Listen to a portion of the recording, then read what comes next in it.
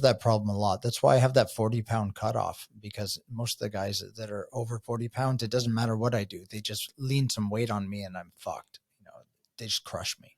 Yeah. I feel like now I'm a little smaller, like I'm 180 again, and I got up to like 195. Like I was 195 for like almost like a year, and I definitely feel smaller and weaker, and I got to get my strength back for sure. It's like, I don't know, it's not too bad, but like I find it definitely makes rolling bigger people harder. And yeah, it's like strength matters so much. Like 100%. yeah, it's so strange that, again, people think jiu-jitsu is so magic. And I think that maybe sometimes I've almost like contributed to that belief, just because I have like a lot of YouTube videos rolling people that are big and still like, dominating. But like, when the skill difference is a lot, like is vast, and then, it can make up for such a size difference, but it has to be a big skill difference. If it's close, those pounds are going to matter a lot.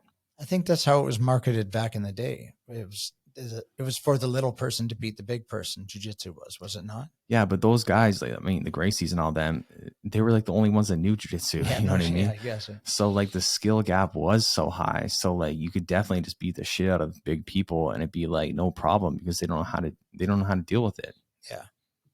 And that was before MMA became popular. So most people didn't sure. even really have any semblance of understanding of what grappling was. I mean, the early like Gracie challenge videos where these guys would just like go to a karate school and then beat up a bunch of dudes who've been doing karate and be like, look, jiu-jitsu works. It's like, yeah, well, they have no idea what you're doing. You're just beating up random people for no reason.